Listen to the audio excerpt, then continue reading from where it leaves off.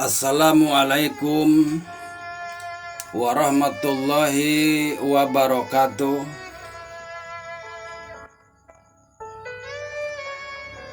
Wahai semua saudara-saudaraku sekalian semuanya, dimanapun kalian berada, dari masyrik sampai maghrib, mudah-mudahan kita semuanya selalu diberikan kesehatan jasmani dan juga rohani oleh Allah Subhanahu wa Ta'ala. Amin Allahumma ya Rabbal Alamin.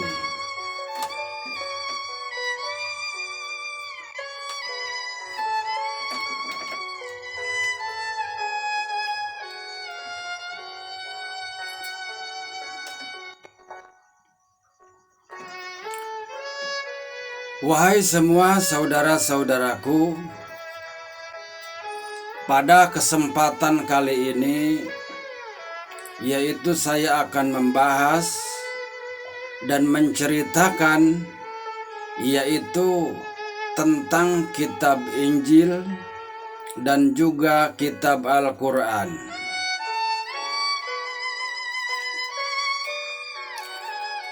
Perlu kita ketahui, wahai semua saudara-saudaraku, bahwa kitab suci Al-Quranul Karim yang asli itu yaitu berada di Lauhil Mahfud, bukanlah di bumi, wahai saudara-saudaraku.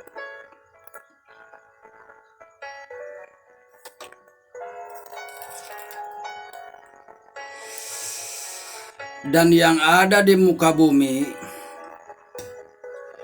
itu adalah hasil tulisan tangan para sahabat Nabi yang mulia Kangjeng Nabi Muhammad Sallallahu Alaihi Wasallam, yang mencatat yaitu ayat-ayat Al-Quran berdasarkan dikte dari yang mulia Kangjeng Nabi Muhammad Sallallahu Alaihi Wasallam. Dan perlu kita ketahui bahwa sesungguhnya kitab suci Al-Quranul Karim itu, sekalipun kita mencari di seluruh dunia, sesungguhnya kitab suci Al-Quranul Karim itu adalah satu, wahai saudara-saudaraku, dan tidak ada yang beda dan tidak ada perbedaan, wahai saudara-saudaraku. Hanya itulah kitab suci Al-Quranul Karim, wahai saudara-saudaraku.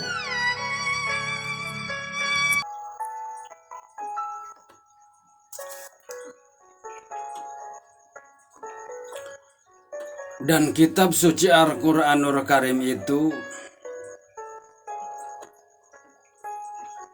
adalah berisikan 114 surat. Dan di dalam kitab suci Al-Quranul Karim itu terdapat berjumlah 6.236 ayat, wahai saudara-saudaraku.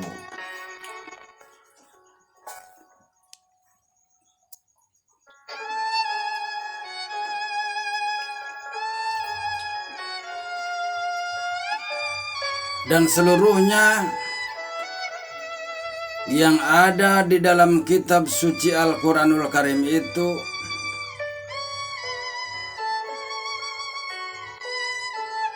adalah sebuah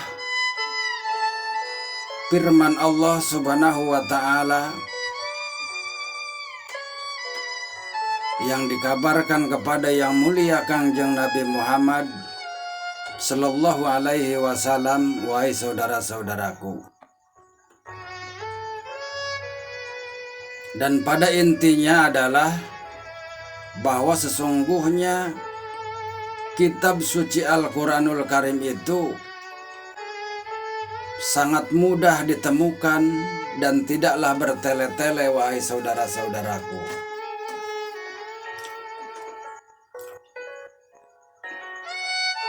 Dan kitab suci Al-Quranul Karim itu bertuliskan berbahasa Arab, wahai saudara-saudaraku. Inilah yang harus kita ketahui tentang kitab suci Al-Quranul Karim yang diturunkan kepada yang mulia Kangjeng Nabi Muhammad Sallallahu Alaihi Wasallam.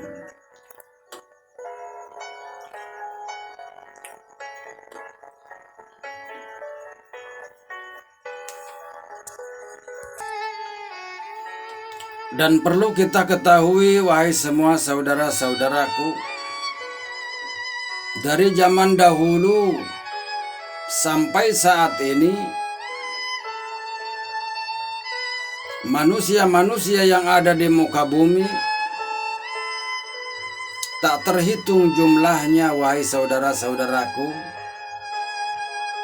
yaitu yang hafiz, yang hafal Al-Quran seluruhnya, wahai saudara-saudaraku.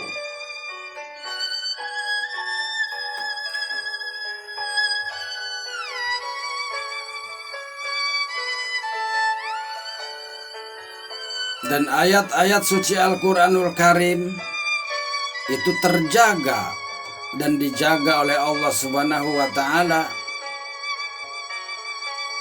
dan takkan pernah ada satupun manusia yang mampu membelokkan ayat-ayat suci Al-Quranul Karim, wahai saudara-saudaraku. Karena di atas bumi ini begitu banyak orang-orang yang hafiz Al-Quran, wahai saudara-saudaraku.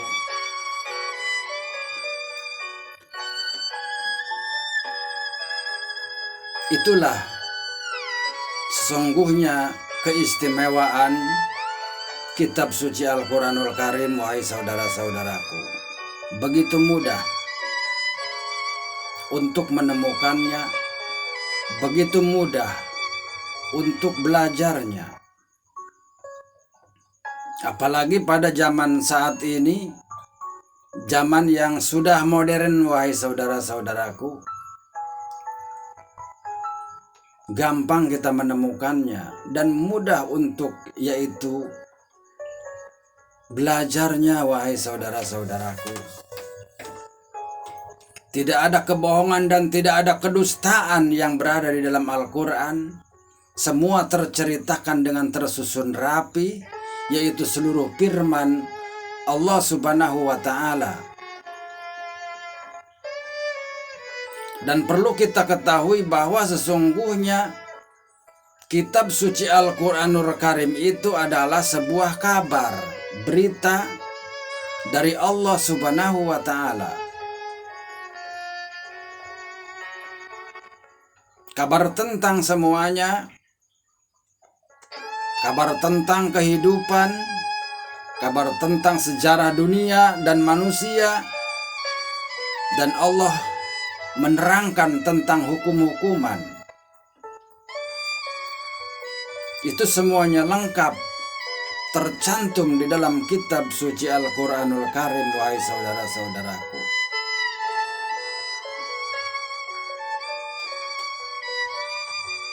Maka inilah sesungguhnya kitab Al-Quranul Karim ini adalah sesungguhnya kitab yang sangat sempurna.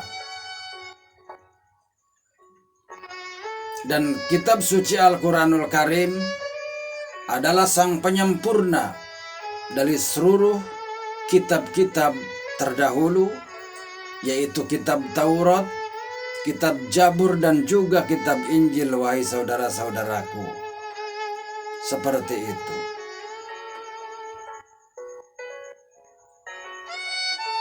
Dan perlu kita ketahui tentang semuanya bahwa sesungguhnya seluruh kitab yang ada di muka bumi, yaitu kitab Taurat, kitab Jabur, kitab Injil, dan kitab Quran, sesungguhnya itu semuanya adalah sebuah firman Allah Subhanahu wa Ta'ala, wahai saudara-saudaraku. Dan ini harus kita perhatikan dan harus kita ketahui tentang semuanya.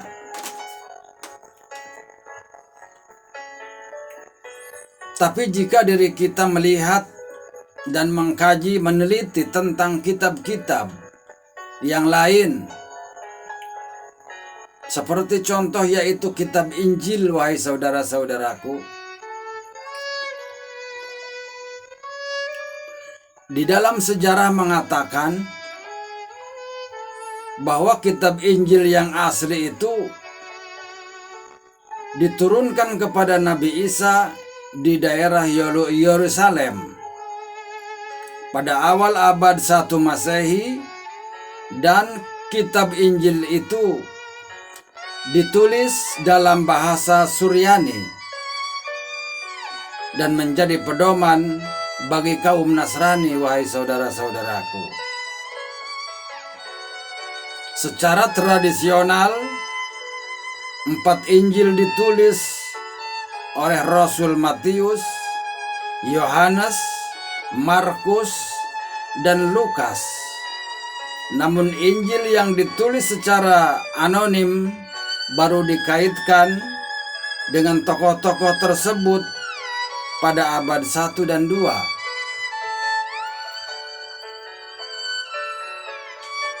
Salinan tertua Alkitab lengkap, yaitu yang masih terlestarikan hingga sekarang, adalah yaitu Kodeks Vatikanus, sebuah buku perekam abad keempat awal yang disimpan yaitu di perpustakaan Vatikan.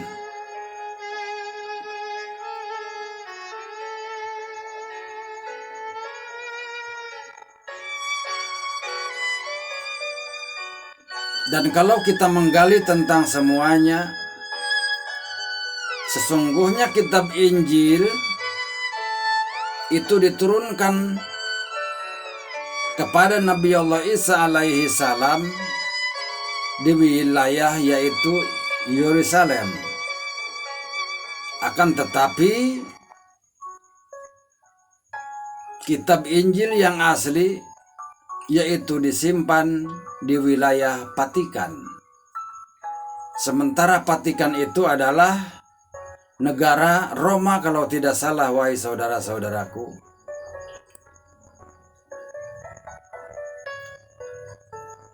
Sementara dari negara Israel untuk menuju Vatikan itu memakan waktu 43 jam, yaitu sekitar 4.171,4 km, wahai saudara-saudaraku.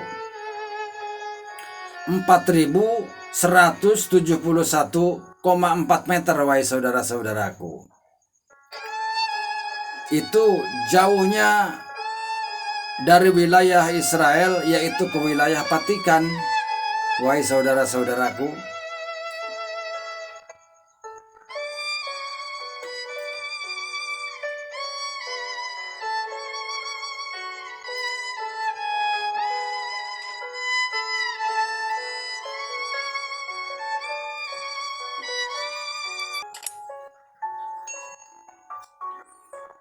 Dan kitab Injil-Injil tersebut yaitu ditulis pada waktu yang berbeda-beda, wahai saudaraku.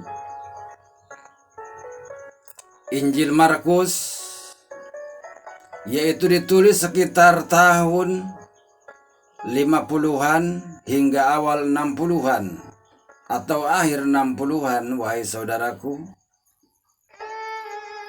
Dan Injil Matius itu ditulis sekitar tahun 70-an, wahai saudara-saudaraku. Dan Injil Lukas itu ditulis sekitar tahun 59 sampai 63 atau tahun 70-an hingga tahun 80-an.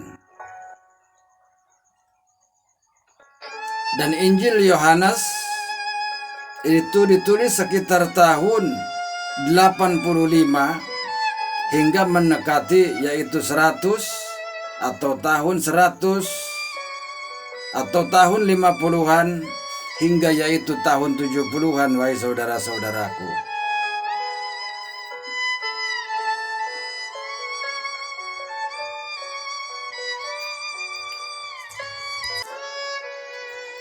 Wahai semua saudara-saudaraku, perlu kita ketahui bahwa penulis Injil Matius yaitu adalah Matius, yang sebelumnya yaitu adalah pemungut cukai atau penagih pajak. Setelah bertemu yaitu dengan Yesus, Matius menjadi salah satu dari 12 rasul, wahai semua saudara-saudaraku. Dan penulis Injil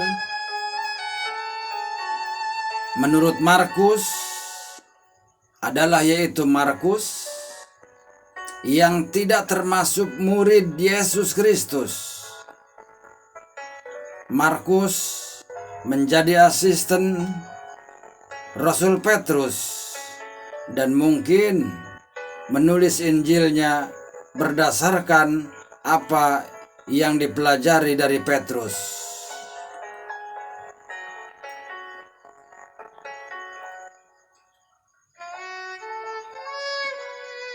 Dan tentang Injil yaitu Markus ini, wahai saudara-saudaraku, ditulis oleh Markus sendiri, sementara dia itu adalah bukan Rasul Yesus Kristus.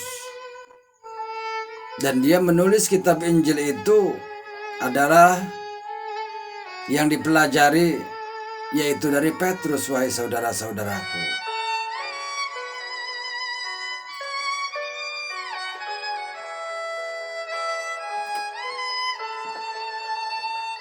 Yang seterusnya adalah Injil Lukas. Penulis Injil menurut Lukas yaitu adalah Lukas, yang mendampingi Paulus, penyebar Kristen ke kalangan Yunani dan Romawi, wahai saudara-saudaraku. Dan kitab Injil Yohanes, penulisnya Injil Yohanes itu adalah Yohanes, adalah Rasul Yohanes yang sebelumnya adalah seorang nelayan, wahai saudara-saudaraku.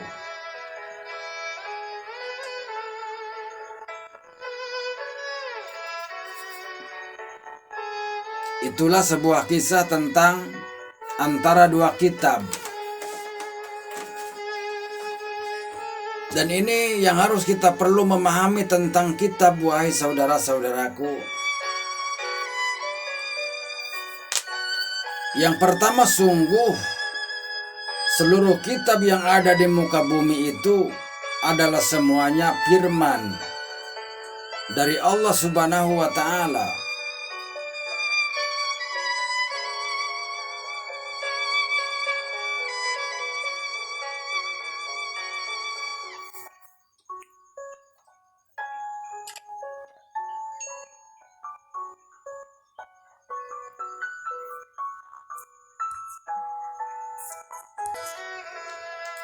Yang diberikan kepada nabi-nabi,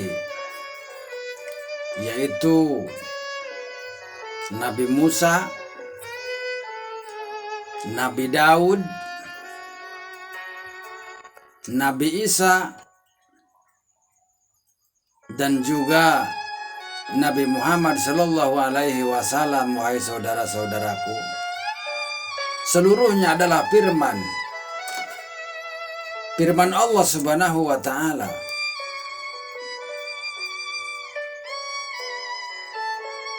Dan semua firman Allah Subhanahu wa Ta'ala yang diberikan kepada rasul-rasul, nabi-nabi, sesungguhnya adalah seluruhnya sebuah perkabaran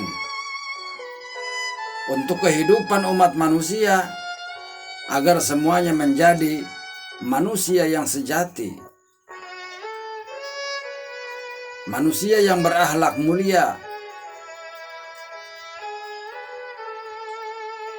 yang beriman kepadanya, dan juga menanamkan welas asih sayang kepada seluruh makhluk yang ada di muka bumi. Wahai saudara-saudaraku, dan semua itu adalah perintah dari Allah Subhanahu wa Ta'ala untuk disampaikan kepada seluruh umat manusia yang ada di muka bumi. Wahai saudara-saudaraku,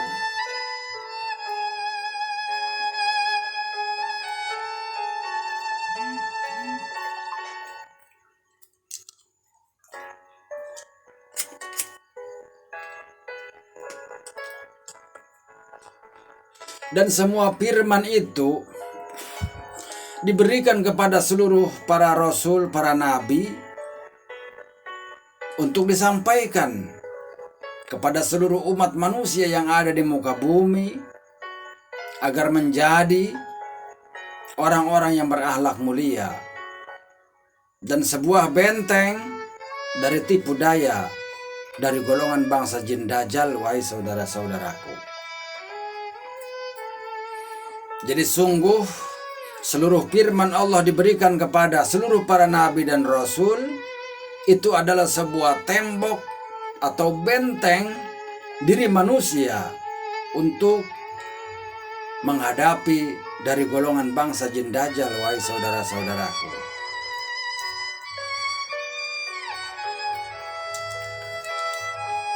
sesungguhnya itulah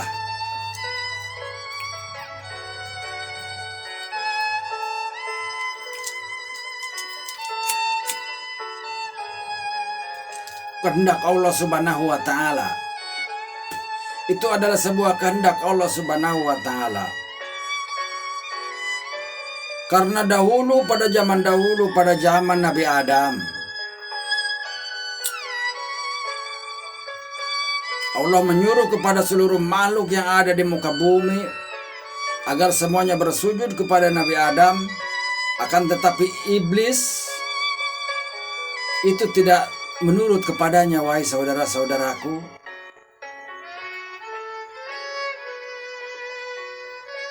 Allah berkata kepada iblis, "Wahai iblis, jika diri kamu tidak menurut kepadaku untuk bersujud kepada Nabi Adam, maka dirimu akan menjadi penghuni neraka jahanam."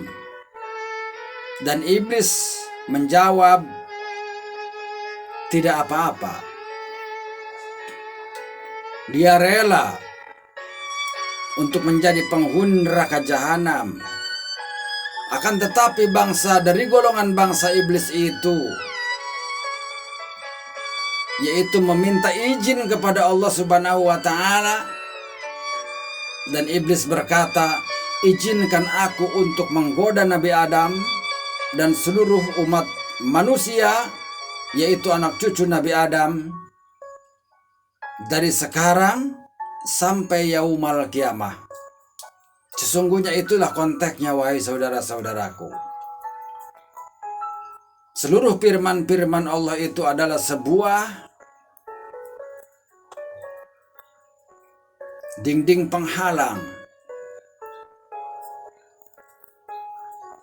dari golongan bangsa jin dajjal itu sendiri. Wahai saudara-saudaraku,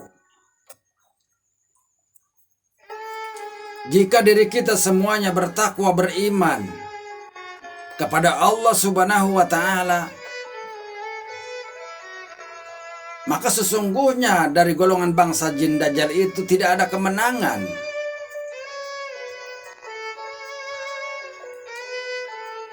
Tidak ada kemenangan, wahai saudara-saudaraku.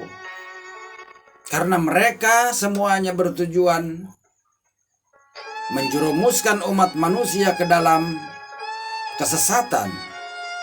Dan suatu saat nanti akan menjadi teman dia di alam neraka nanti, wahai saudara-saudaraku. Seperti itu.